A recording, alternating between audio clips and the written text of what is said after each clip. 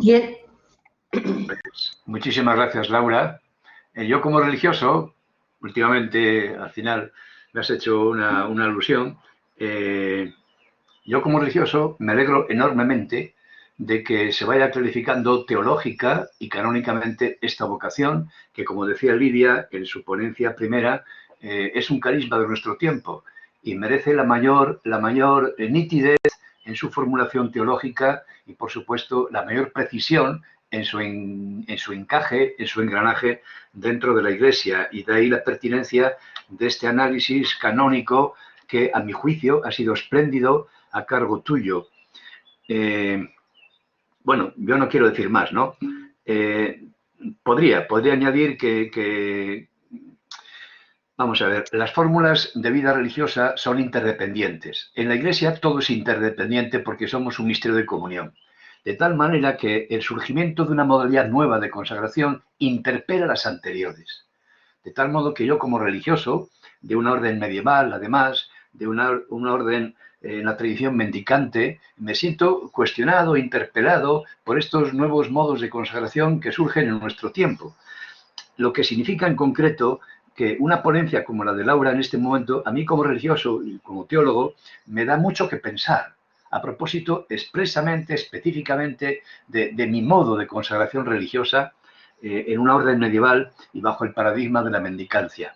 No debo intervenir, yo en todo caso agradezco muchísimo a Laura su reflexión, que para mí, como digo, es sumamente estimulante al respecto de la identidad de mi propio carisma dentro de la Iglesia, por esto que digo, que en la Iglesia todos los carismas son interdependientes. Aquí todos interactuamos y la aparición de una formalidad o un módulo, un paradigma nuevo, anima a los anteriores a tomar conciencia de su identidad propia y a ponerse al día. Los carismas se desafían mutuamente, porque en definitiva es la acción del Espíritu que estimula al conjunto de la comunidad, al conjunto de la comunión o al conjunto del cuerpo de Cristo. Bueno, quería decir sencillamente esto, ¿no? Que me he sentido muy aludido en más de un momento. Intervenir hubiera sido alargar muchísimo el diálogo y, bueno, termino reiterando mi gratitud a Laura por su claridad, su precisión y además esa comunicación o comunicatividad, como decimos ahora, tan ágil y tan interesante. Y yo, termino brevemente, antes con un último ruego, porque en este momento tiene que intervenir en la mesa redonda que da comienzo ya, tiene que intervenir María del Carmen Ontiveros. Y en la relación de los asistentes veo una Mari Carmen. Y le he escrito hace un poquito un chat pidiéndole por favor que me diga si Mari Carmen, que así figura en la relación de los asistentes, es realmente Mari Carmen Ontiveros, porque tengo que subirla para que intervenga en la mesa redonda, tengo que subirla al papel de presentadora. Y es que no aparece en el chat, en la relación de conectados, no aparece exactamente así. Entonces, repito la pregunta. Si quien aparece como Mari Carmen, con Y, el Mari, es Mari Carmen Ontiveros, por favor que me lo diga para poder subirla al papel de presentadora a fin de que pueda intervenir en la mesa redonda. En la mesa redonda, como todos conoceréis, intervienen, modera María José Castejón e intervienen Fernando Martín, Tania Quilabanquí, que ya está subida al papel de presentador, y me toca subir ahora a Mari Carmen Ontiveros. Espero que me confirme su nombre para poderle darle esta función de presentadora y que pueda participar normalmente como los demás en la mesa redonda. Mientras, pues yo ya doy la palabra a María José, que va a presentar el tema y el desarrollo. Vale, de acuerdo, muy bien, Mari Carmen, pues muchas gracias, y ahora mismo te subo al papel de presentadora para que intervengas como los demás. Y ya, como digo, doy la palabra a María José, que presenta y controla, modera, dinamiza todo lo que es la mesa redonda, con lo cual termina esta mañana de la jornada académica. Saludo de nuevo a todos y agradezco profundamente la intervención de Laura. Yo creo que ha sido muy clarificadora. Inicio con unas palabras que me han llegado, una realidad nueva y estamos en un momento privilegiado. Y creo que también es un momento privilegiado este acto académico donde el profesor Gonzalo Tejerina pues dice que tendrías cosas que decir, ojalá no las digas, porque seguramente que nos harán mucho bien. El de la mesa redonda que tenemos a continuación, bajo el título Situación histórica y desarrollo del concepto secularidad consagrada, va a estar a cargo de 3 ponentes. Después de sus intervenciones se abrirá un diálogo con ellos por medio de preguntas que pueden seguir formulando en el chat. Voy a iniciar presentando al primer ponente, que es don Fernando Martín. Su intervención versará sobre el panorama histórico en el momento de la promulgación de la Provida Mater Ecclesia. Fernando Martínez Ráez es miembro del Instituto Secular Cruzados de Santa María. Ha ocupado varios cargos en el mismo, entre ellos director general durante 2 periodos. Destacamos su labor entre los jóvenes en la milicia de Santa María y su compromiso por permanecer en las estructuras sociales, impulsando siempre una presencia cualificada por el Evangelio. Es hijo de y le viene de cuna ser educador. Su dedicación a la formación integral de las personas va más allá de impartir conocimientos académicos. Fernando tiene una extensa formación en distintas disciplinas. Adquirió la licencia en Filosofía y en Ciencias de la Educación. Es licenciado en Teología Bíblica por la Universidad Gregoriana de Roma. Es profesor en la Universidad Católica de Ávila en distintas materias, entre otras, Teología y Pensamiento Social Cristiano y Antropología Filosófica. Ocupó el cargo de presidente de la Conferencia Mundial de Institutos Seculares. Su entrega y dedicación a esta responsabilidad hizo que conociera muchas realidades de los institutos, extendidos por los 5 continentes. Participó activamente en varios congresos en América Latina y Europa. Fue miembro del consejo de esta cátedra, Iglesia, Secularidad, Consagración, desde la que se organiza este acto académico. Fernando, tienes la palabra y sobre panorama histórico en el momento de la promulgación de la Provida Mater Ecclesia. Muchas gracias, Fernando. Muchas gracias, María José. Quiero unirme en primer lugar al homenaje y recuerdo que estamos haciendo a Raquel Rodríguez. Creo que ella fue la que está en el inicio de todo esto. Dicho de modo coloquial, ella fue la que me embarcó para este momento. Y la verdad es que, bueno, pues se lo agradezco y imagino que ella estará disfrutando también con esta jornada. Bien, hablando en términos históricos, los institutos seculares son una realidad muy joven en la vida consagrada y en la misma historia de la Iglesia. Su historia podría iniciarse en la primera mitad del siglo XIX y reciben el reconocimiento definitivo al ser aprobados por el Papa Pío XII en 1947, como todos conocemos, mediante la Constitución Apostólica Provida Mater Ecclesia. La dimensión temporal histórica, que es la que voy a tratar de abordar, nos va a permitir situar y comprender mejor este acontecimiento. No solamente debemos ver la novedad teológica o canónica, que es muy importante, ¿no? Y quizá los más importantes, pero como dice la profesora Fernández Cordero, resulta también iluminador atender al tiempo histórico en que esto se produjo.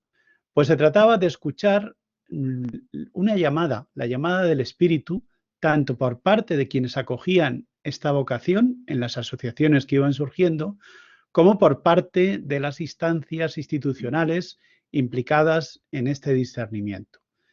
Vamos a presentar el contexto histórico, los acontecimientos más característicos del momento, de la historia universal, de la historia de la Iglesia, aunque sea muy brevemente, 15 minutos no se puede hablar demasiado, ¿no?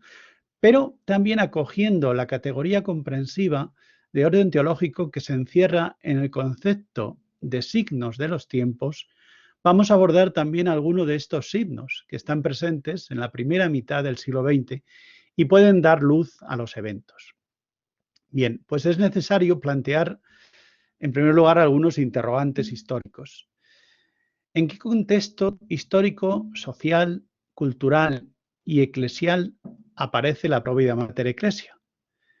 ¿De qué modo influyeron los movimientos sociales y culturales en este documento?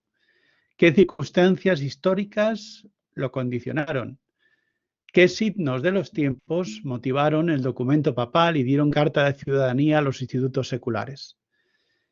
Quizá, antes de nada, sea necesario acotar el momento. Describir el contexto histórico de los institutos seculares supone un cierto problema de definición de los límites temporales. ¿Por dónde empezar? Evidentemente debemos hablar de la primera mitad del siglo XX, aunque se pueden rastrear iniciativas pioneras de los institutos seculares, incluso en la Edad Media o en la Edad Moderna, incluso si queremos ir más atrás, en el primitivo cristianismo, pero es especialmente al final del siglo XIX cuando se puede hablar de experiencias originarias que van a desembocar en esta vocación. Estas experiencias surgen en una sociedad donde se está dando una fuerte secularización, consecuencia del espíritu de la Ilustración y de la Revolución Francesa. Una iniciativa pionera en plena época revolucionaria fue la del padre Clorivier y Adelaida de Cizé. En los inicios del siglo XIX se van a multiplicar estas experiencias. Algunos pues conocemos nombres como el de Alemán, Volpicelli, Kotminski en distintos lugares de Europa, ¿no? Todos ellos son la respuesta original y creativa a las circunstancias adversas para la vida consagrada y el cristianismo en general. Por tanto, una de las circunstancias históricas que van a condicionar el surgimiento de los institutos seculares es este clima de secularización y alejamiento de los planteamientos cristianos en las sociedades modernas. He hablado de secularización. Algún autor ha definido la secularización como uno de los elementos principales que describen la modernidad. Mencionar el proceso de secularización como paradigma descriptivo implica aclarar una cierta ambigüedad de este concepto. No se puede identificar secularización con descristianización. Afirmar la autonomía de las realidades temporales puede ser un proceso saludable que purificaría las estructuras de inspiración cristiana de un excesivo clericalismo. Sin embargo, la secularización también se puede interpretar como la afirmación de la independencia absoluta de las realidades temporales con respecto a cualquier referente de trascendencia. Bien, es simplemente para aclarar, ¿no?, el término. Volvamos al discurrir de la historia. El siglo XX, heredero de la modernidad, se inicia con grandes expectativas en los campos social, en lo político, en lo cultural. Todo esto, sin embargo, se vio truncado por las catastróficas consecuencias de las dos guerras mundiales. La Primera Guerra Mundial fracturó Europa y el mundo también. Tuvo su origen en los viejos antagonismos continentales, en las enconadas diferencias de las potencias europeas, en ese enfrentamiento de imperios coloniales. Dejó atrás unos 10 millones de muertos y 6 millones de inválidos y heridos. A este desastre le sigue al poco tiempo, en los años 20, la gran crisis económica, con todas las consecuencias sociales que implicaba y que no me voy a detener a detallar. Precisamente motivados por estas difíciles condiciones económicas y por el fuerte brote nacionalista que surge a partir de la Primera Guerra Mundial, Europa va a ver nacer en su seno los totalitarismos, unos totalitarismos que desencadenarán la Segunda Guerra Mundial, el nazismo en Alemania, el comunismo en Rusia, el fascismo en Italia. Son ideologías que pretenden ofrecer una visión totalizadora del hombre y de la sociedad. La historia de estas ideologías políticas contemporáneas es una historia que, sin referencia a Dios ni a la persona humana, absolutiza todo lo que es relativo. La libertad, por ejemplo, absolutizada, es la fuerza motriz del liberalismo. Lo mismo podemos decir del proletariado para el marxismo, de la nación para los nacionalismos, de la raza para el nacionalsocialismo o el Estado para el fascismo. Como totalitarismos se comportan al estilo de religiones secularizantes. Sustituyen la fe religiosa por doctrinas políticas, se afirma lo material, negando el más allá, y se promueve, o se promete mejor, la salvación por medio de una implantación política del régimen ideológico que sustentan. La lucha de estas ideologías llevará a la destrucción que causó millones de muertos durante las dos guerras mundiales, a la crisis de la modernidad e incluso la amenaza del nihilismo y la falta de sentido. Las dos guerras mundiales van a ser una bomba que va a hacer pedazos la idea de progreso que sostenía la modernidad. Todo el progreso industrial, técnico, científico van a desembocar en un conflicto bélico como nunca antes había visto la humanidad. Todo esto va a llevar a algunos pensadores de la época a una reflexión sobre esta crisis. Todos ellos hablan de la crisis. En su existencia todos coinciden, pero no tanto en las causas o en las consecuencias. Para muchos fue una crisis de valores, pero otros se fijarán más en la crisis ideológica o quizá en la crisis económica. También desde la perspectiva eclesial fue una época de conversiones, de acercamientos a la fe. Basta nombrar a los más conocidos: Eliot, Chesterton, Maritain, Marcel, Berdyaev, Baum. Serán ellos los que se darán cuenta de que la auténtica causa de la crisis había sido una errónea concepción del ser humano. Bien, después de esta pequeña incursión en la historia de las ideas, volvamos a los hechos históricos. Cito aquí palabras de la profesora Fernández Cordero. ¿Cuáles eran los rasgos fundamentales de este tiempo histórico? Baste recordar que en 1947 Europa salía de las ruinas de la Segunda Guerra Mundial, en la que habían perdido la vida más de 50 millones de personas. Algunas cifras hablan de 55 millones de muertos, 35 millones de heridos y 3 millones de desaparecidos. Horror bélico al que hay que añadir el del Holocausto. Tan solo 2 años antes, en agosto de 1945, habían sido lanzadas las bombas atómicas contra Hiroshima y Nagasaki. Los primeros años de la posguerra fueron tiempos de hambre, miseria, desorganización y caos, a lo que se unían los éxodos de refugiados. Europa se dividió en dos áreas de influencia que vivirán un tenso enfrentamiento durante la Guerra Fría. La recuperación material de Europa Occidental comenzó en 1948 y fue prodigiosa, hasta el punto que 10 años después, en 1958, estaba ya en funcionamiento el mercado común europeo. En menos de una década, tras la más devastadora guerra de su historia, se había recuperado materialmente y tomaba conciencia de su identidad. Termino aquí la cita de la profesora. Podemos añadir a esta descripción histórica la perspectiva eclesial, en 4 pinceladas que muestran la ambivalente relación con el mundo. Todavía no hemos llegado a esa apertura al mundo que significará el Vaticano II. Primera pincelada. Al inicio del pontificado de Pío XII, la Iglesia Católica era vista con respeto en casi todos los países. Esta apertura y verdadera universalidad se empezó a ver en la promoción de cardenales de todo el mundo. Segunda pincelada. La gran amenaza para la Iglesia en este momento parecía ser el comunismo. Además, en los viejos países europeos se estaba dando una progresiva descristianización de la sociedad y de la cultura. Tercera, el influjo que la Iglesia quería tener en la sociedad se hacía especialmente por la acción católica, la JOC, la Juventud Obrera Cristiana, los partidos y sindicatos católicos.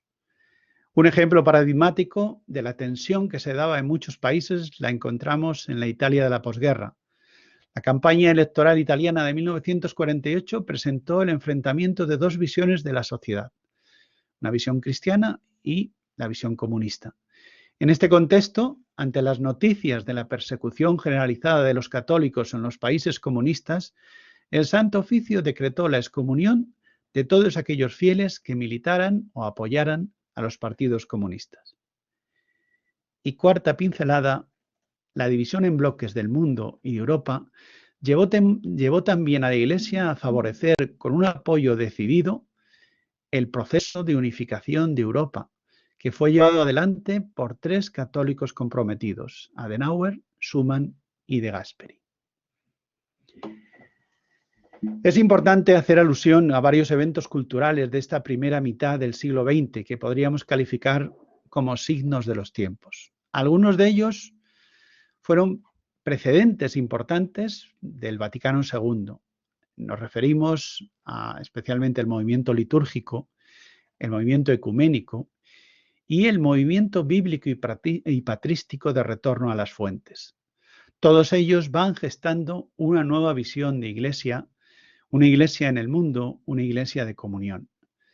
Pero me quiero detener en 2 fenómenos que merecen un poco de atención: el catolicismo social y el despertar del laicado. Como ha escrito Lavaux, refiriéndose a este momento histórico de la primera mitad del siglo XX, en casi todos los países europeos fueron apareciendo espléndidas élites de laicos que actuaban en la acción católica y en el campo social. Por tanto, una de las mimbres que van entretejiéndose y que van a contribuir al nacimiento de los institutos seculares serán las iniciativas de catolicismo social que van a surgir por todo el mundo. Fue la reacción ante las penosas condiciones sociales y laborales del mundo del trabajo provocadas por la revolución industrial. Frente a esta situación cobran fuerza iniciativas sociales impulsadas por la Rerum Novarum de León XIII y llevadas a la práctica por múltiples asociaciones. Estas asociaciones trataron de superar, por medio de la acción social, el abismo que existía entre la Iglesia y el mundo. ¿Qué propugnaban estos grupos y asociaciones? Pues fundamentalmente el amor apasionado por Dios, que este no era tal si no era un verdadero resorte para amar con pasión también el mundo secular. Esto es, si el seguimiento de Jesús no se traducía en una solidaridad entrañable e inquebrantable con ese mundo. El otro signo de los tiempos que hemos mencionado es el despertar del laicado. Desde el punto de vista social y eclesial, es el momento en que los laicos empiezan a tomar protagonismo en el desarrollo del apostolado y comienzan a tomar conciencia de su identidad. Especialmente importante será la acción católica. En estos años se va sintiendo la necesidad de promover la acción de los laicos en la Iglesia y en el mundo. Autores como Congar, Sartori, Spiazzi ven que la única solución para resituar bien el tema es dar a la luz una nueva eclesiología, una eclesiología total. Porque una visión parcial de la Iglesia, centrada quizá solamente en aspectos jerárquicos, dejaba a los laicos como sujetos pasivos o, en todo caso, como colaboradores subsidiarios. La idea que desarrollará especialmente Congar será una eclesiología que reconoce al laico una tarea de mediación entre la Iglesia y el mundo. ¿Qué factores explican este despertar del laicado? Pues la conciencia de una creciente descristianización, el interés de muchos laicos por una mayor formación teológica, el desarrollo de iniciativas como la acción católica y también los ya mencionados movimientos bíblico y litúrgico. La acción católica fue un instrumento privilegiado para el desarrollo de los laicos y para la cristianización de toda la sociedad. Su limitación esencial es que se apoyaba en los postulados de una eclesiología previa al Vaticano II, que concebía a los laicos simplemente como unos colaboradores del apostolado jerárquico. Como ha escrito Lavaux, fue un paso importante en la progresiva autocomprensión de la responsabilidad de los laicos en la vida de la Iglesia. Poco a poco comenzaron las reflexiones teológicas hasta llegar a la doctrina del Vaticano II sobre el papel del pueblo de Dios. Bien, hasta aquí estas consideraciones, ¿no? Hemos realizado un breve recorrido histórico sobre el momento en que se publicó la Provida Mater Ecclesiae. La intención era señalar unos cuantos signos de los tiempos, especialmente estos últimos dos que hemos visto, que acompañaron ese momento y que lo marcan como un momento privilegiado. Porque esa es nuestra vocación, como nos dijo el Papa Benedicto, una relación profunda con los signos de los tiempos que estáis llamados a discernir personal y comunitariamente a la luz del Evangelio. Muchas gracias. Muchas gracias, Fernando, por tu intervención, por tu aportación. Luego veremos para poder dirigirte las preguntas. Vamos a seguir la mesa redonda con otra intervención de doña Tania Quilambac Jara, que va a tratar el tema sobre influencia del Concilio Vaticano II y secularidad en la secularidad consagrada. Doña Tania es miembro del Instituto Secular Siervas Seglares de Jesucristo Sacerdote, en el cual es delegada de vocaciones y de formación inicial. Coordina el movimiento apostólico sacerdotal acompañando a familias, jóvenes y niños desde un proyecto evangelizador que tiene en cuenta todas las dimensiones de la persona para su pleno desarrollo y está marcado por el espíritu sacerdotal. Es licenciada en psicopedagogía y licenciada en ciencias de la educación. Realizó estudios en teología, obteniendo el bachiller por la Universidad Pontificia de Comillas.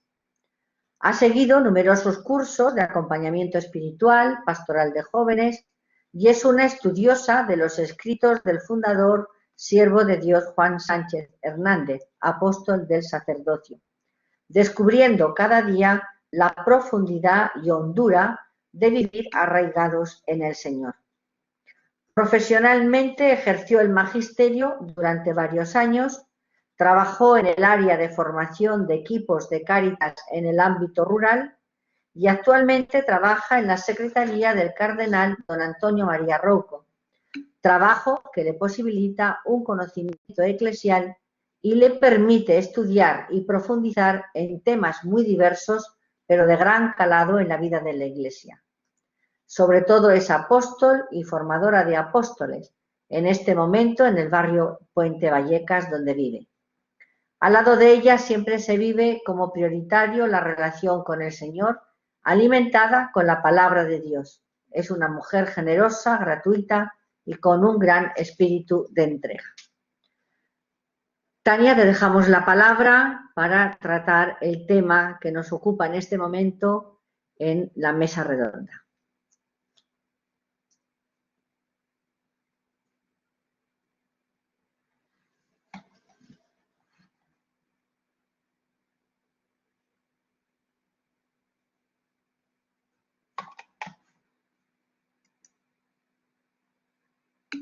¿Sí? No sé si hay algún problema. ¿Qué sucede? ¿No puedes entrar? ¿Pero no estabas dentro ya? Tienes que darle al micrófono, y al...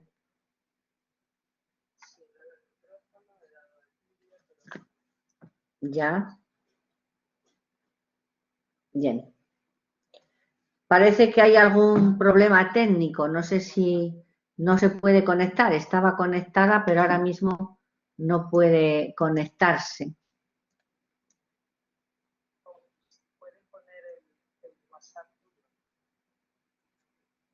No. No sé si alguien... A ver si mientras se resuelve este problema puede intervenir ahora Mari Carmen Ontiveros. ¿Estás ahí? Sí, estoy aquí. Bien. ¿Te importa intervenir tú ahora? Te hago tu presentación y mientras resolvemos el tema, el problema que tiene Tania. Ningún problema. Entonces procedo a presentar a Mari Carmen Ontiveros mientras se solventa esta dificultad de conexión. Bien, me da mucha alegría presentarte, Mari Carmen. Ella va a tratar el tema Los pontífices, claridad consagrada. Mari Carmen Ontiveros es miembro del Instituto Secular Alianza en Jesús por María. Ha ocupado distintas responsabilidades dentro de su instituto. Ha sido secretaria general y miembro del Consejo Regional durante varios periodos y colabora con los equipos de formación locales. Coordina a nivel general el equipo de estudio y profundización del carisma de la Alianza y de la persona de su fundador, el venerable don Antonio Amundrain, promoviendo publicaciones de uso interno. A ver, que se me ha ido.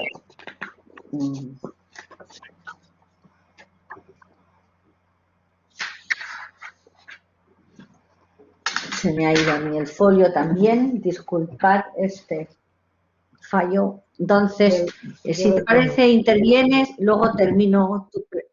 Ahora está Tania Kilambaki.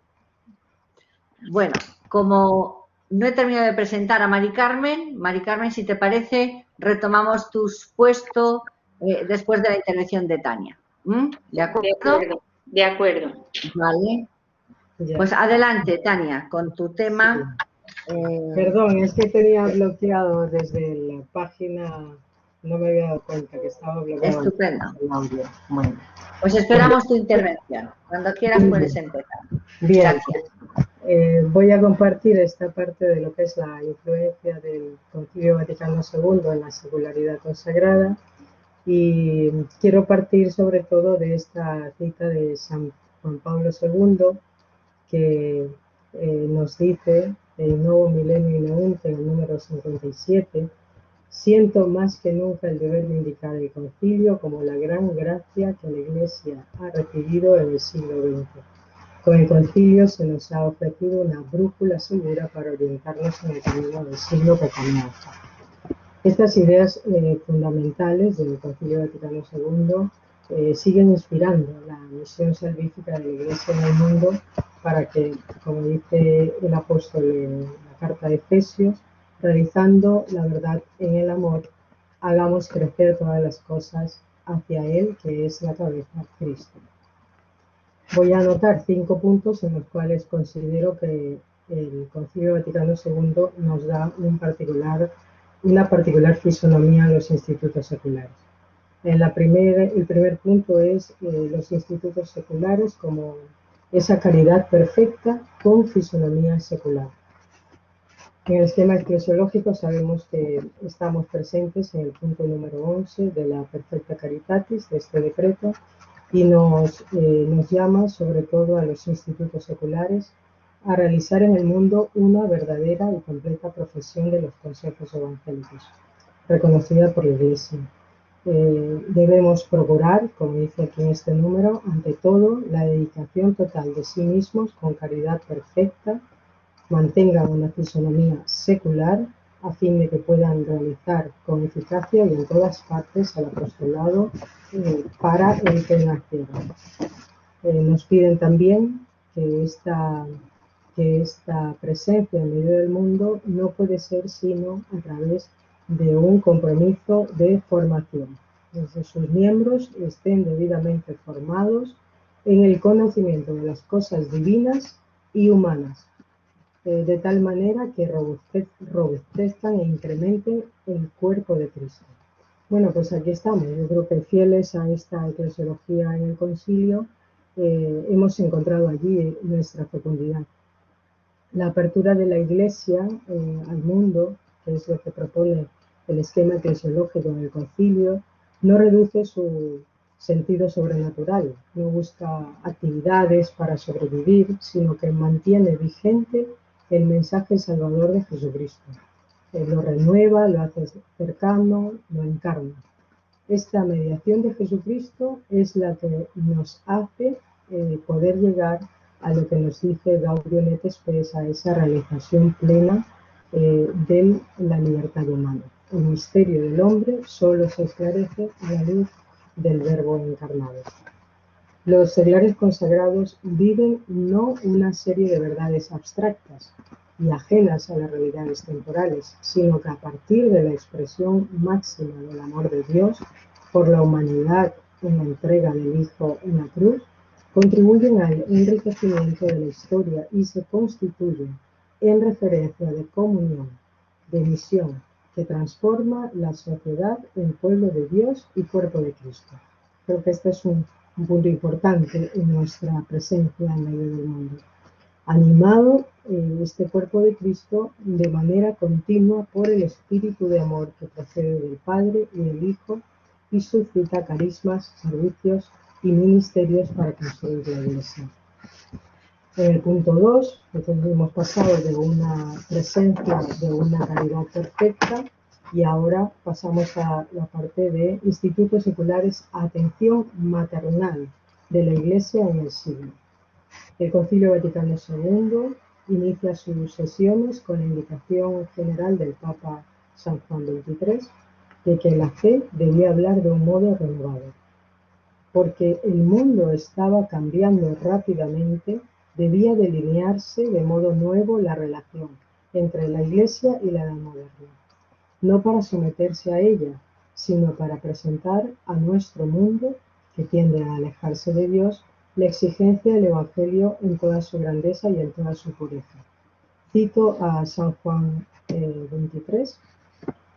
Consagrados al examen más amplio y profundo de las modernas condiciones de fe y de práctica religiosa, de vitalidad cristiana y católica especialmente, nos han aparecido como una primera señal y un primer don de gracias celestiales.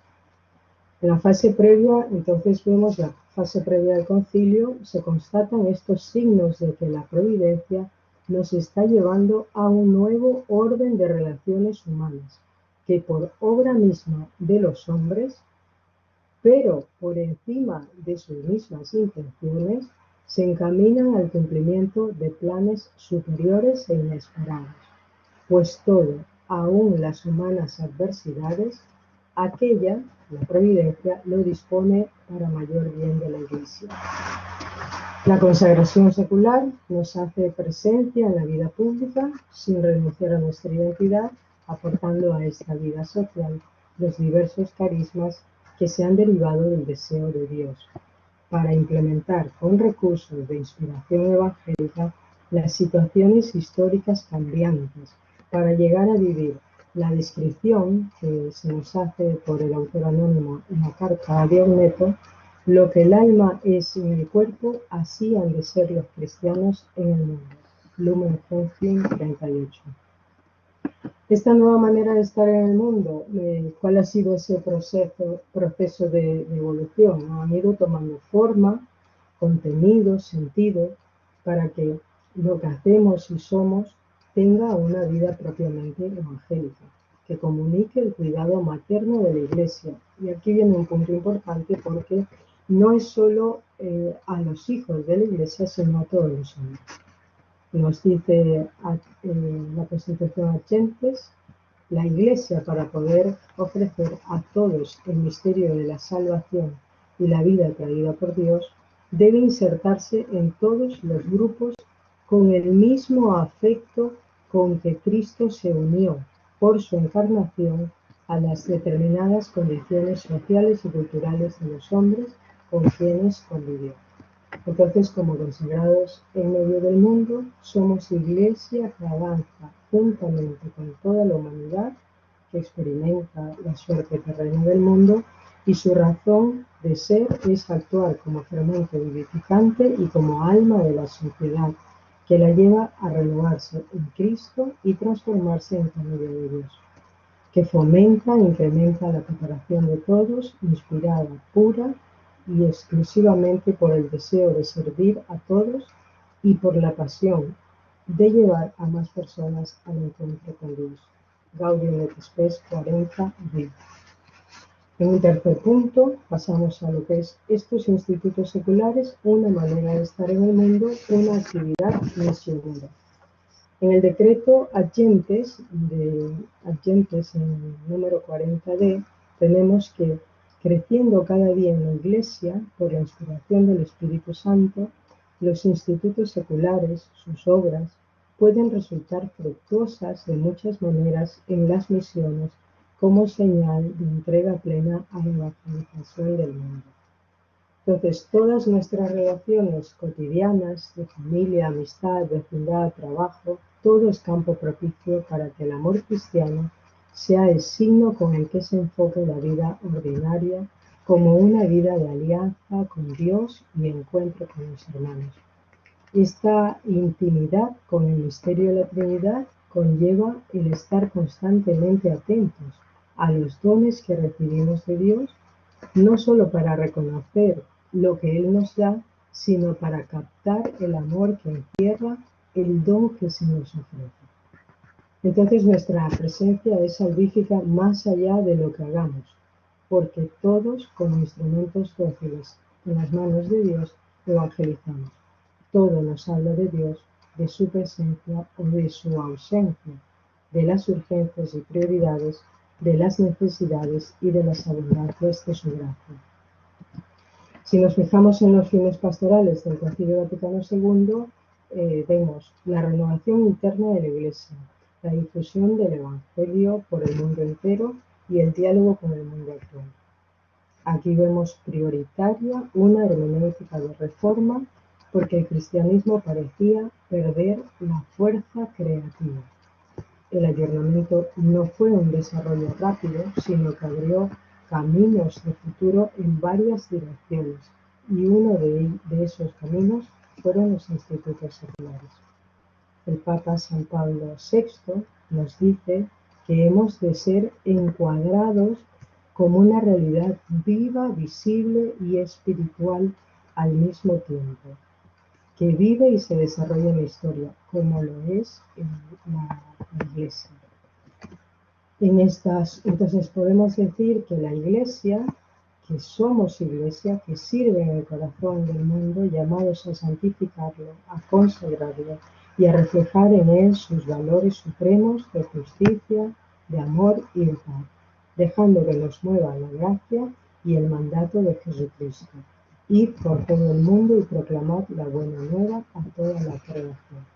Él está con nosotros para que podamos llevar a cabo nuestra identidad más profunda, que es la evangelización como consecuencia de nuestra vida consagrada, de nuestra participación en la vida de Cristo y prolongación de ella, y como una manera intensa y amplia de estar presente y trabajar en el mundo, porque realmente este estilo de vida no puede faltar en la Iglesia.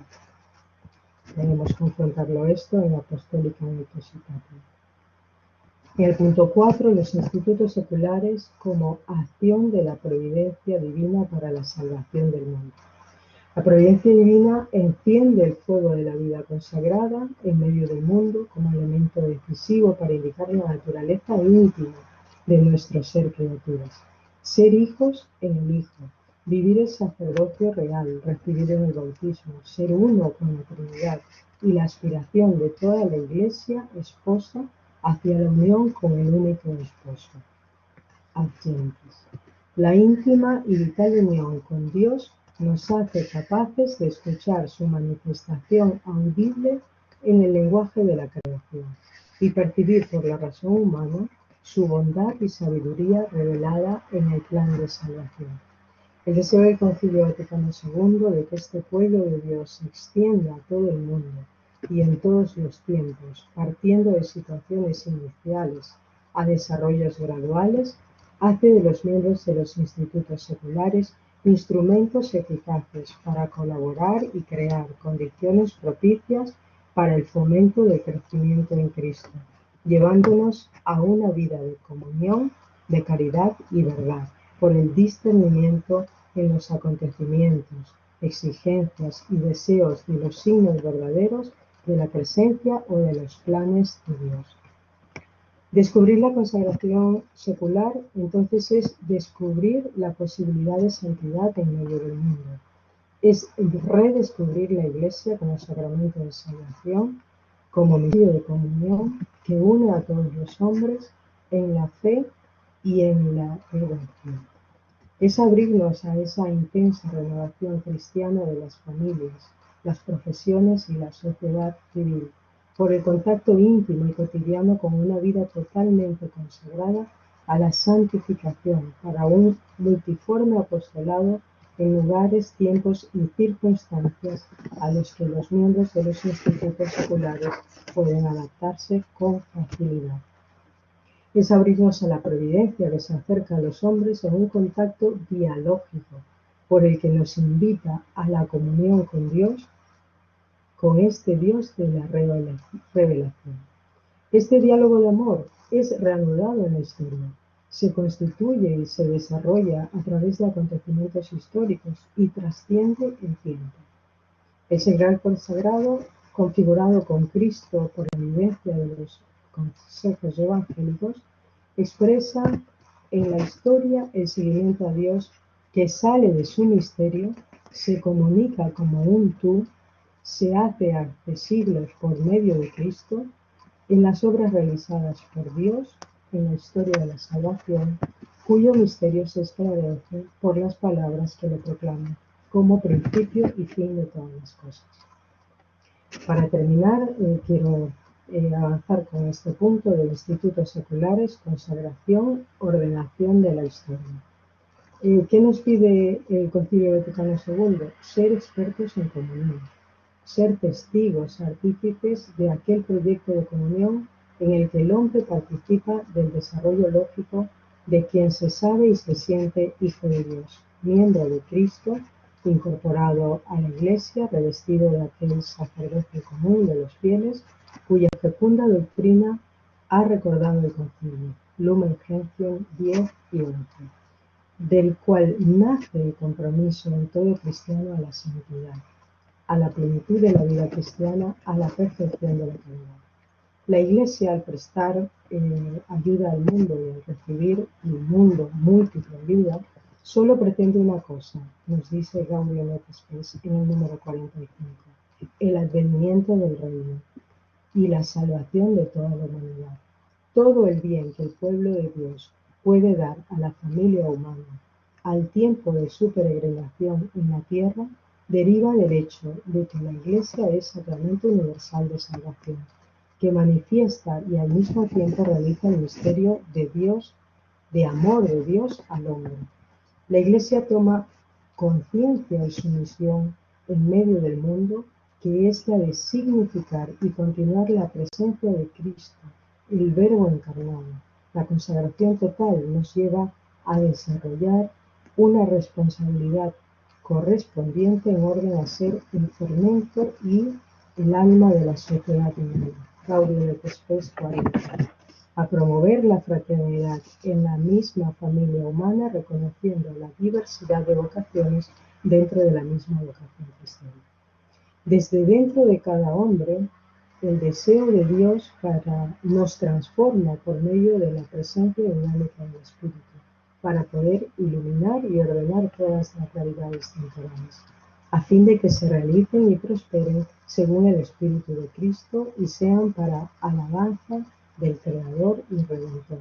Lumen Gentium 31. Porque todas las cosas son vuestras, pero vosotros sois de Cristo y Cristo es de Dios. Claramente estamos hablando de una continuidad entre Jesús y la Iglesia, entre la Iglesia y la historia, la cual ha de ser ordenada según los valores del reino.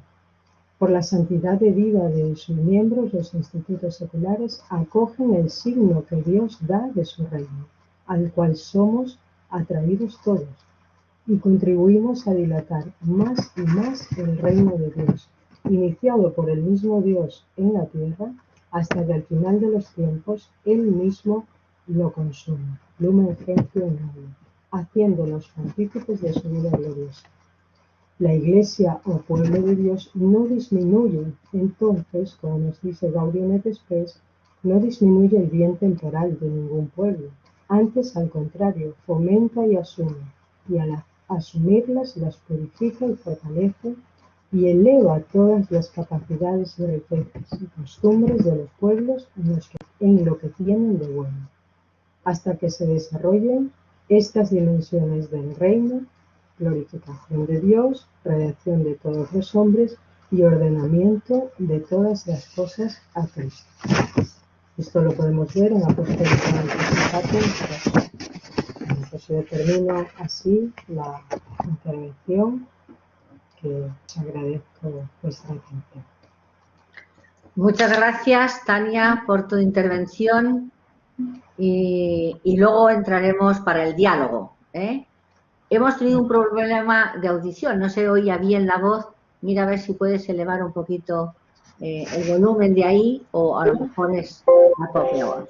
Y pasamos a continuación a dar paso a Mari Carmen Ontiveros con la última intervención en esta mesa redonda. Ella nos va a hablar de los pontífices y la secularidad consagrada. Como os decía antes, Mari Carmen Ontiveros es miembro del Instituto Secular Alianza en Jesús por María y ha ocupado dentro de su instituto distintas responsabilidades: secretaria general y miembro del Consejo Regional durante varios periodos, colabora con los equipos de formación locales y coordina a nivel general el equipo de estudio y profundización del carisma de la Alianza y de la persona de su fundador, el venerable don Antonio Amundarain, promoviendo publicaciones de uso interno.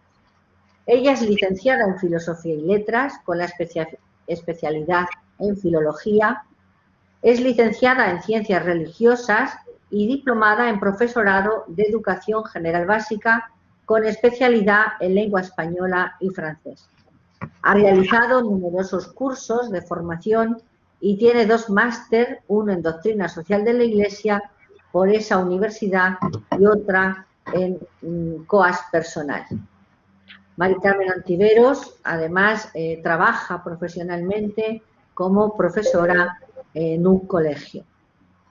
En CEDIS coordina la Comisión de Formación de Formadores, organizando distintas actividades para impulsar y favorecer la formación en los institutos seculares y apoyar a los formadores en su tarea. He tenido la suerte de compartir con ella muchas jornadas de formación de formadores y otras actividades en CEDIS. Contar con ella en los grupos de trabajo es un descanso por su responsabilidad, rigor y seriedad para responder a lo que se compromete. Para mí es una gran satisfacción poderla presentar en este día y poder escuchar su aportación. Tienes la palabra, Mari Carmen, y después nos vemos los 4 para el debate. Gracias. Pues muchas gracias, Pepi, por esa presentación tan generosa y tan amplia. Gracias. Bueno, empezamos compartiendo nuestra idea desde los pontífices y la secularidad consagrada. Empezamos viendo cómo en noviembre de 2002 San Juan Pablo II, en audiencia general, impartió una catequesis sobre el Salmo 96. Se trata de un himno al Señor, Rey del universo y de la historia. Se define como un cántico nuevo, que en el lenguaje bíblico significa un canto perfecto, pleno, solemne, porque como nos indica el Papa más adelante en su catequesis, una realidad nueva debe tener un cántico nuevo. Cantad al Señor un cántico nuevo. Resuenen estas palabras en nuestro oído como salidas de la boca de nuestros pontífices, como un mandato, súplica armoniosa, que acoge la voz del Espíritu cual cántico nuevo para la Iglesia y para el mundo. Este cántico será la secularidad consagrada. El Espíritu Santo, como hemos visto a través de las distintas intervenciones, ha suscitado siempre a lo largo de la historia, y en estos momentos no podía ser menos, nuevas formas de vida consagrada, como respuesta a las necesidades que la Iglesia encuentra para realizar su misión en el mundo. Entre estas formas nuevas de vida consagrada estamos los institutos seculares, cuyos miembros, nos dice San Juan Pablo II en Vita Consagrada, quieren vivir la consagración a Dios en el mundo mediante la profesión de los consejos evangélicos en el contexto de las estructuras temporales, mediante la síntesis de secularidad y consagración, tratan de introducir en la sociedad las energías nuevas del reino de Cristo, buscando transfigurar el mundo desde dentro con la fuerza de las bienaventuranzas. La vocación de la consagración secular en la Iglesia es querer vivir en medio del mundo y santificarlo desde dentro. Esta vocación la componen, como todos sabemos, la consagración y la secularidad, que son dos elementos coesenciales de la vida consagrada de los institutos seculares, cuya razón de ser es la propia santidad y la del mundo, así como el apostolado. Es verdad que ha habido expresiones y formas de consagración secular en todos los tiempos, pero como ya habéis dicho repetidas veces, la Carta de Naturaleza Teológica y Canónica de los Institutos Seculares es del 2 de febrero del 47, cuando Pío XII promulgó la Constitución Apostólica Provida Mater Ecclesia, que nos dice: sus miembros profesan en el mundo los consejos evangélicos y ejercitan con mayor libertad los servicios de caridad. Después de ella está Motu Proprio Primo Feliciter, también de Pío XII, que resalta con mayor claridad la originalidad de una vocación nueva y distinta, destacando la secularidad como parte sustancial y constitutiva de la consagración de los miembros de los institutos. Más adelante, la Sagrada Congregación de Religiosos, con la instrucción Cum Santísimo, establecía las condiciones para la erección canónica de los institutos seculares.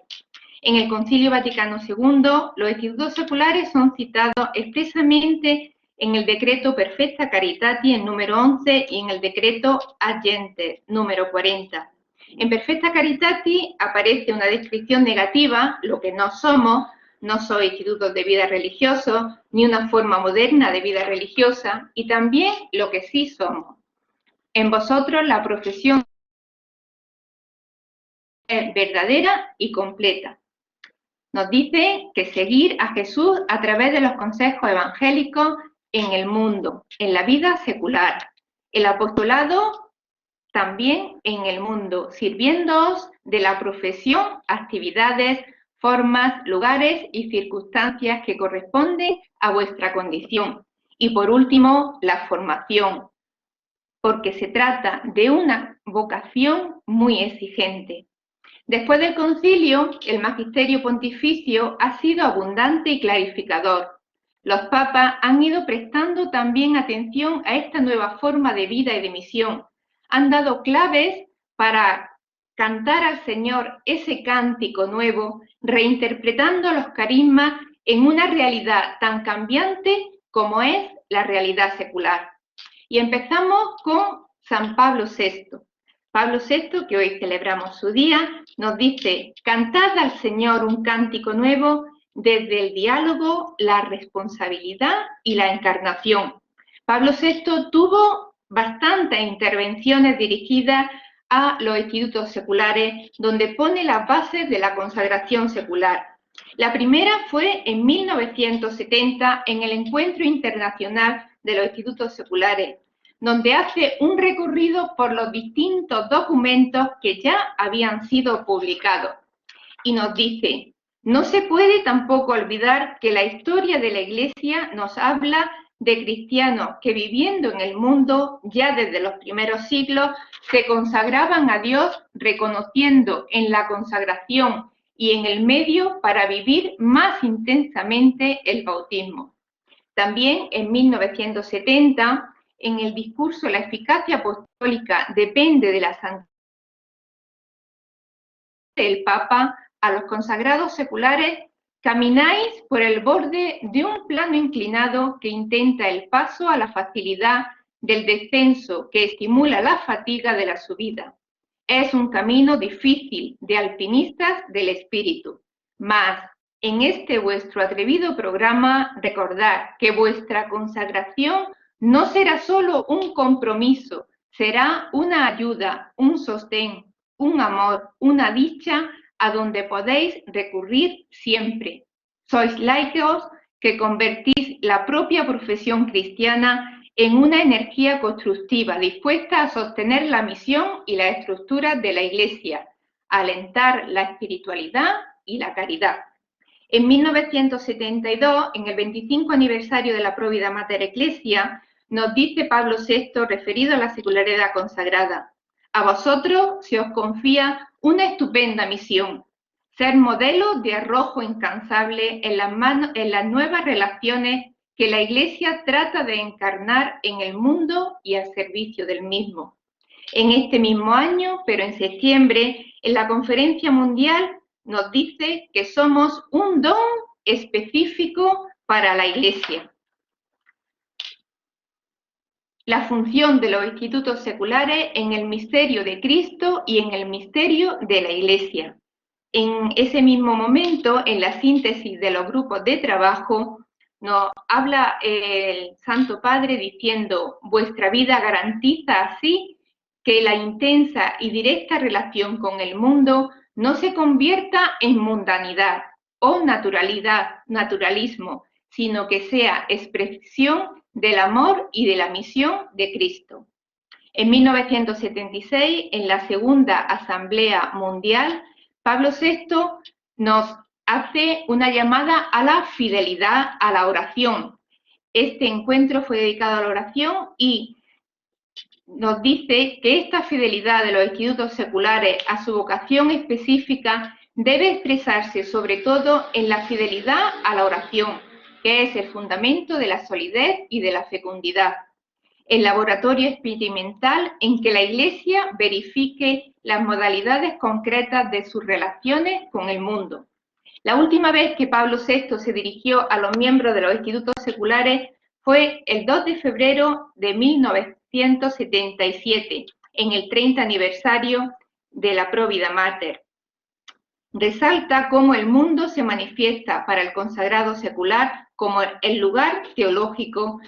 Debo significar, ante todo, toma de conciencia de estar en el mundo como lugar propio de vuestra responsabilidad cristiana. Juan Pablo II también se ha dirigido en varias ocasiones a los miembros de los institutos seculares. Juan Pablo II nos dice: con vuestra secularidad consagrada, cantad al Señor un cántico nuevo desde la misión, la esperanza y la coherencia. Como hemos visto en la introducción, en 1996, Juan Pablo II publica la exhortación apostólica Vita Consecrata, en la que dedica el número 10 a los institutos seculares, cuyos miembros quieren vivir la consagración a Dios en el mundo mediante la profesión de los consejos evangélicos en el contexto de las estructuras temporales, para hacer así levadura de sabiduría y testigos de gracia dentro de la vida cultural, económica y política. En 1997, Juan Pablo II, en el 50 aniversario de la Provida Mater Ecclesia, hace un llamamiento a la coherencia espiritual, en serio, tomando en serio el orden natural y su densidad ontológica, tratando de leer en él el designio querido por Dios y ofreciendo vuestra colaboración para que se actualice gradualmente en la historia. En 1980, en el discurso de Juan Pablo II en el Segundo Congreso Internacional, nos dijo sobre la secularidad que no es una pura condición sociológica, sino una disposición, una actitud interior. En 1983, reconoce Juan Pablo II la trayectoria que ya teníamos los institutos seculares. Dice: habéis recorrido un camino. La novedad del don que el Espíritu ha hecho a la fecundidad perenne de la Iglesia en respuesta a las necesidades de nuestro tiempo solo puede captarse si sus elementos constitutivos en su inseparabilidad se comprenden bien: la consagración y la secularidad. En 1984, en el tercer Congreso Mundial de Institutos Seculares, nos llama a una disponibilidad total a la voluntad del Padre, que os ha colocado en el mundo y para el mundo. En el cuarto Congreso Mundial, el 26 de agosto de 1988, afirma que consagración y secularidad son una síntesis armoniosa. Vuestra misión se sitúa hoy en una perspectiva consolidada por una tradición teológica. Esta consiste en la consagración del mundo, actuando desde dentro en las realidades terrenas. En 1992, el cardenal Ángeles Sodano lee una carta de Juan Pablo II dirigida a los miembros de los institutos en el quinto Congreso Mundial. La misión evangelizadora de la Iglesia debe tener en cuenta hoy las profundas transformaciones sociales de nuestro tiempo. En el año 2000, la última vez que Juan Pablo II se dirige a los miembros de los institutos seculares, recalca que vuestra experiencia de consagrado en la condición secular os muestra que la gracia del Señor, capaz de salvar y redimir la historia, nace y crece en el corazón de los creyentes que acogen, secundan y favorecen la iniciativa de Dios en la historia. Y pasamos a Benedicto XVI. Benedicto XVI solo tiene 2 intervenciones dirigidas a los miembros de los institutos seculares. Él nos dice: cantad al Señor un cántico nuevo desde la reflexión, el discernimiento y la fe. La primera vez que se dirige a nosotros fue en el 60 aniversario de la Constitución Apostólica Provida Mater Ecclesia, con ese magnífico, maravilloso y no sé si en algún momento se podrá superar, que nos dirigió un discurso en el que todo él está impregnado de lo que es la verdadera identidad de la secularidad consagrada.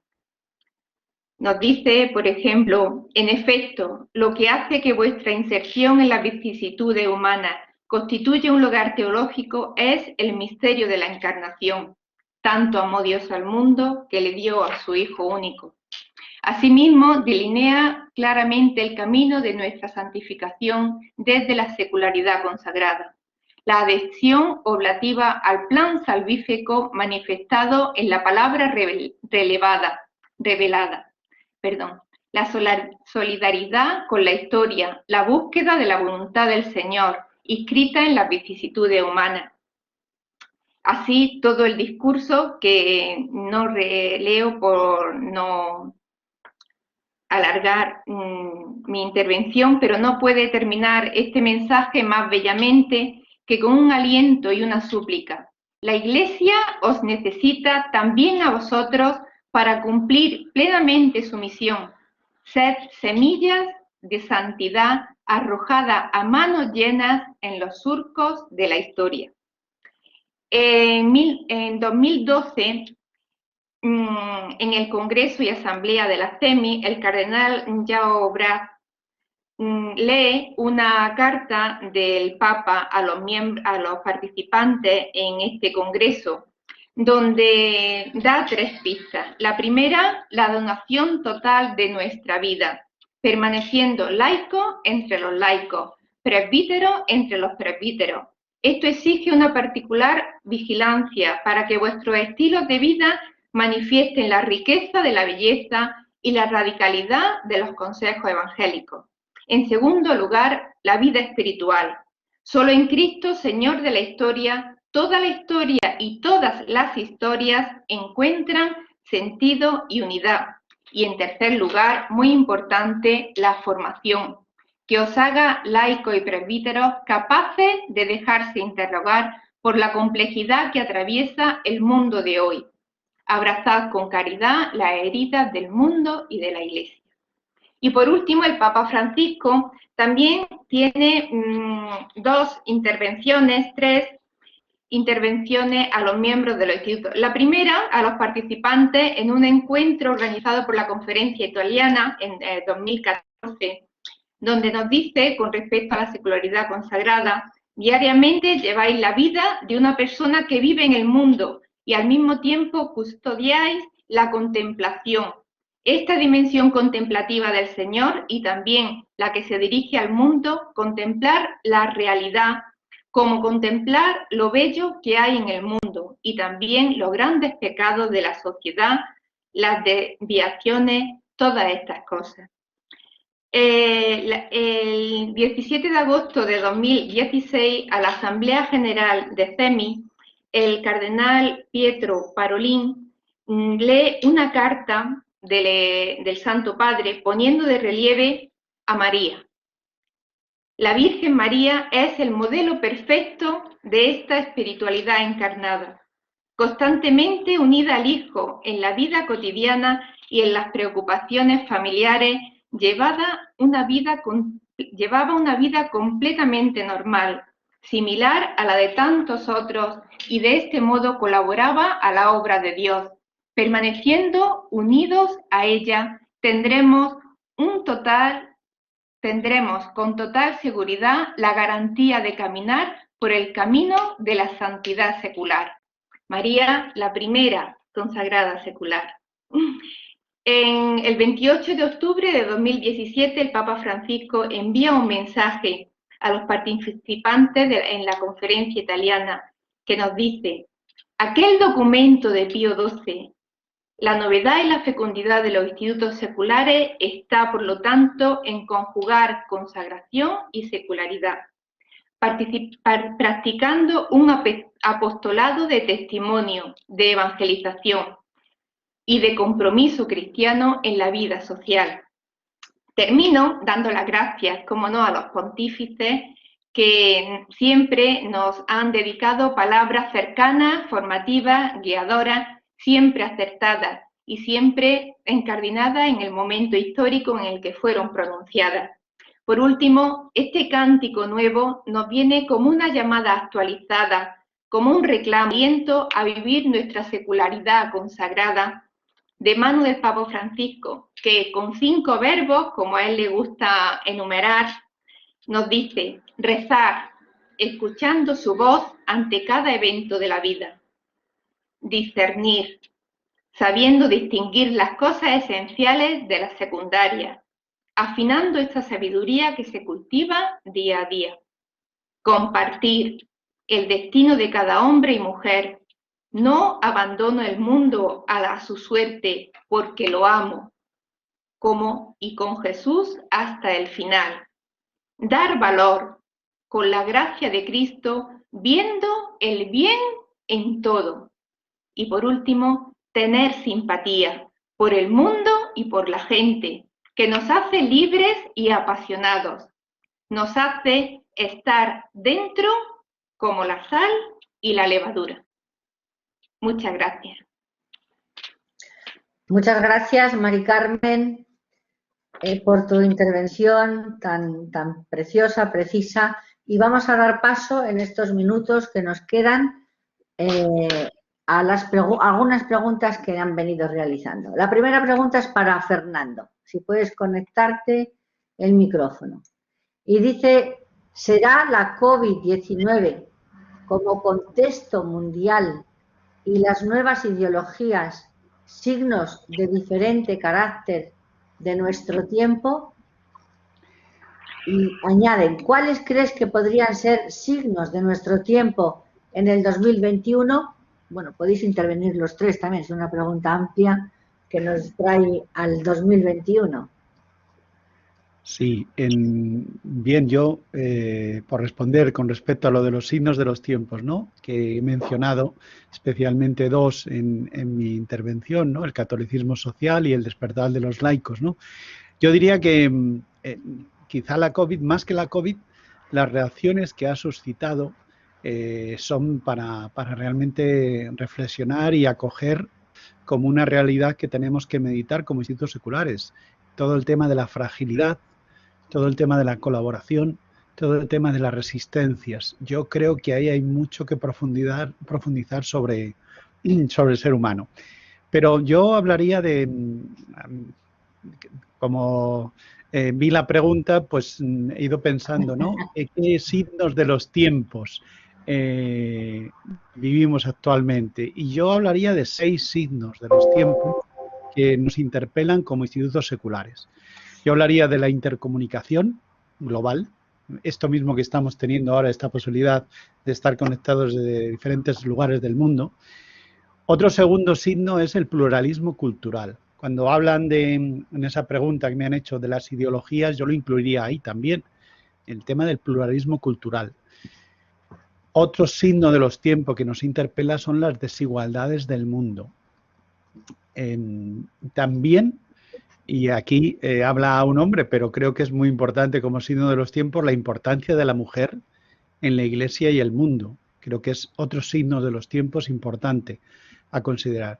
Otro más, la sensibilidad ecológica que existe, ¿no? Y por último, un signo de los tiempos que viene, ya que ha hablado Mari Carmen precisamente de la aportación de los últimos papas, yo diría desde Juan Pablo II, el Papa Benedicto y el Papa Francisco, hay un signo de los tiempos que es muy nuestro, que es el tema de la misericordia, y que creo que es otro de los signos de los tiempos. Muchas gracias, Fernando. No sé si queréis añadir algo, Tania o Mari Carmen, a esta pregunta, y si no, os digo otra. Lanzo otra. A ver, esta es para Tania. En el Concilio Vaticano II, en la exposición que has hecho, se ve un optimismo que todos conocemos del Concilio en relación al mundo y en relación al diálogo con la sociedad y a penetrar la sociedad evangelizando. ¿Qué podríamos decir en este momento? Es decir, ¿cómo renovar ese espíritu del concilio hoy? Sí, pues yo creo que hay una, aunque a veces se puede decir son recursos antiguos o recursos que ya nos lo han contado, pero creo que es fundamental el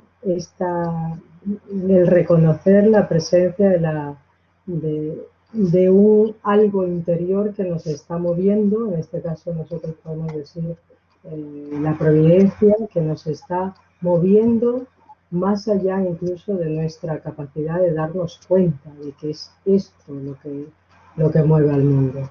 Creo que hay que rescatar ese diálogo, ese contacto dialógico de Dios con el hombre, con lo cual el silencio, el discernimiento son elementos importantísimos. Si podemos decir, a través del concilio se han dado aportaciones importantes, pero claro, ahora viene la pregunta es de cómo hemos acogido eso que ha dado el concilio, cómo nos acercamos a esos textos y de qué manera esos textos me llevan a la profundidad de una vida de comunión con Dios, una vida de fraternidad. Ya digo que son elementos que se destacan y que se quieren impulsar incluso a través de movimientos no cristianos, ¿no?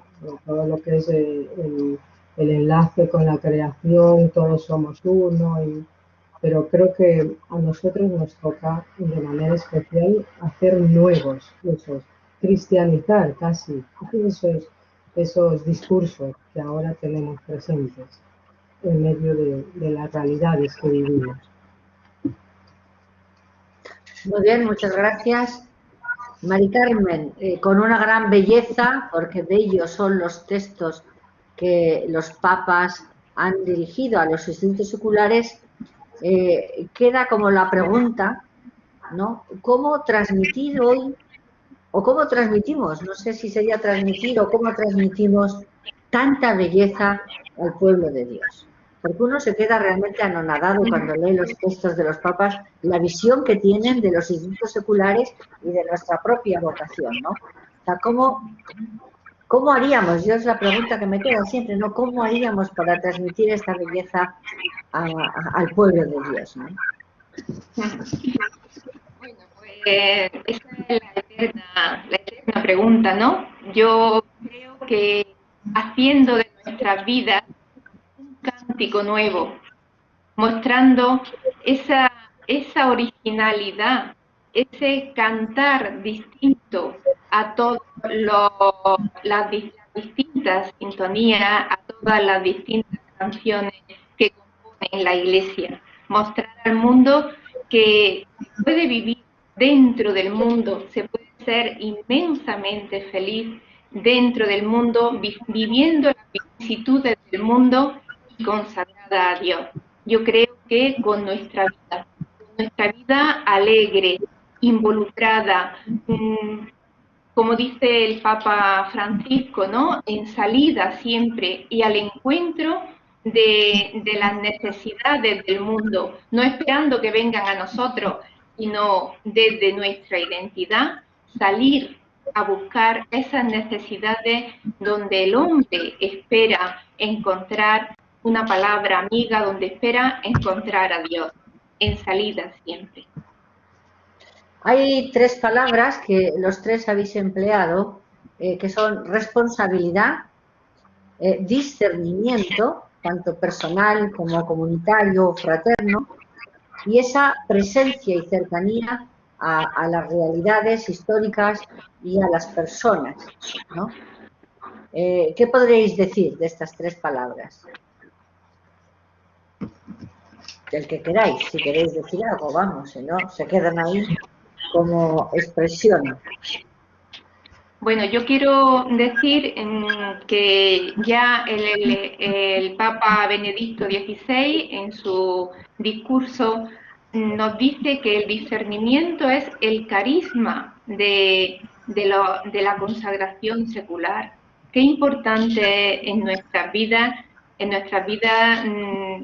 secular, estando en medio del mundo, tener siempre esa capacidad de discernimiento para buscar el bien y llevar el bien.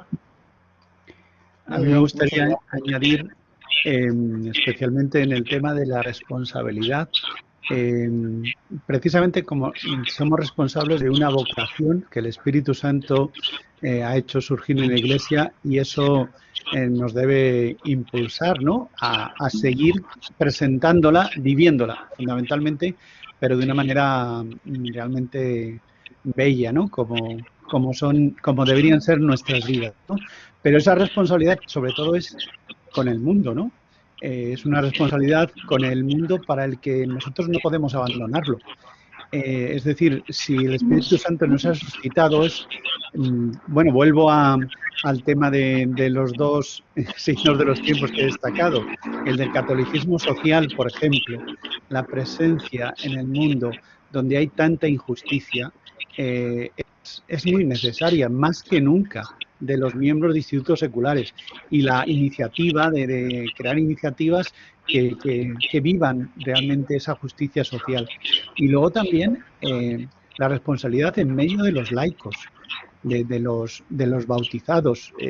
Creo que ahí tenemos una tarea preciosa, ¿no?, para no abandonar ese campo, para no, digamos, desviarnos a otros pues campos que a lo mejor no son los nuestros, pero ahí en medio de los laicos sí que creo que tenemos una responsabilidad muy grande. Yo quisiera también, en esto que has mencionado, esas tres palabras, ¿no?, la parte de también añadir lo que es el cuidado, a lo mejor entra dentro de responsabilidad, el sabernos custodios de esa riqueza. Lo que hemos expresado tanto a través de los papas, de los institutos, del Concilio Vaticano II, de estos documentos, toda la historia que conlleva a esta concreción de una forma de vida consagrada en medio del mundo, el cuidar este tesoro que se nos ha dejado, ¿no? Otra está el no dejar, como no bajar los brazos, ¿no? Hay mucha gente que ha donado ya su vida, ¿no? Hay mucha gente que continúa dándose, continúa siendo eso que decía Carmen, ¿no? Ese don a manos llenas en la historia de gente que está convencida de que Dios ha cruzado su existencia y ya no puede vivir de otra manera. Pues el cuidado, cómo nos cuidamos, cómo cuidamos nuestra vida consagrada, cómo nos cuidamos entre todos, cómo cuidamos a los que el Señor nos da, nos pone como custodios para poder ayudar a ese encuentro con Dios. Creo que es también un punto importante. Creo que es un punto también de poder estar en discernimiento, de poder ser en una concreta pues, presencia del reino en medio del mundo. Muy bien, muchas gracias. El Papa Francisco insiste muchísimo, ¿no? Tanto en el cuidado de la creación como en el cuidado solidario y subsidiario de unos con otros. Por ir terminando ya este diálogo con vosotros, habéis señalado también el despertar del laicado, sobre todo Fernando, al inicio del siglo XX. Realmente ese despertar del laicado tuvo incidencia en los institutos seculares, pero también podemos decir que los institutos seculares incidieron en ese despertar del laicado.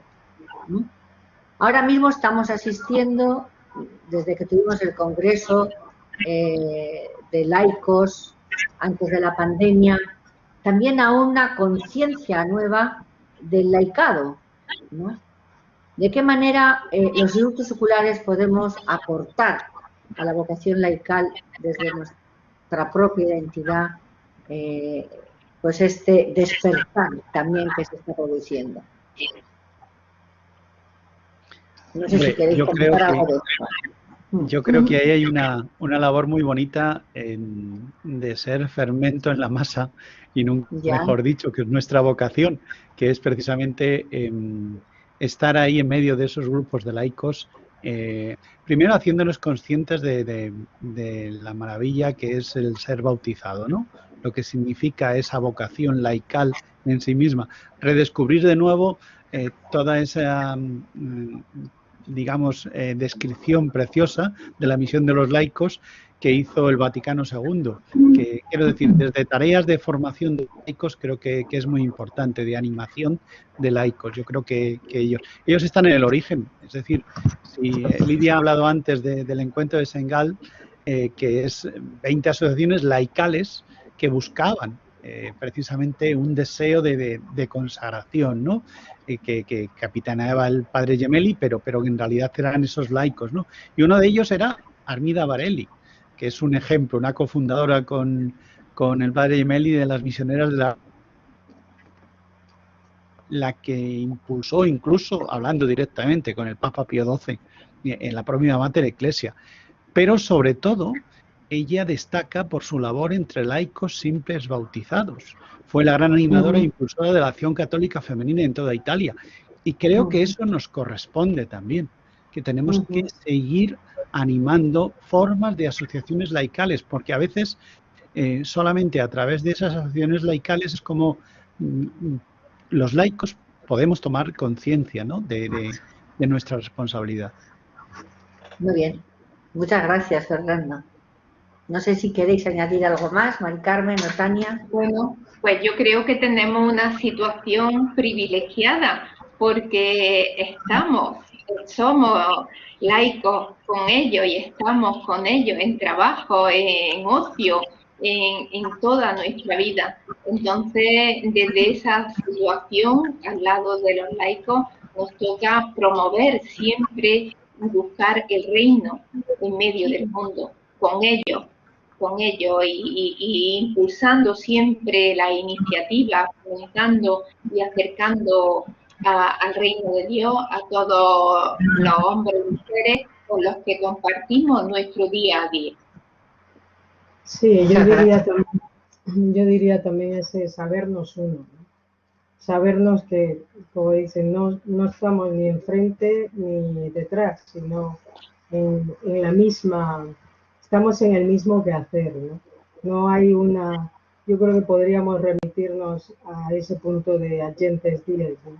Unirnos de tal manera como Cristo se unió a las realidades temporales, pues con la gente que compartimos, la verdad que no nos separa nos separan nada, ¿no? Hay al contrario, la consagración nos une mucho más a ellos, porque la unión con Dios nos hace mirar más a la gente, mirar con otras miradas. Entonces yo creo que es el mismo afecto con que Cristo se unió a la realidad temporal, pues unirnos también desde lo que somos, porque no podemos negar que también somos laicos, participamos de esta realidad en medio de las condiciones sociales y culturales que vivimos, que experimentamos.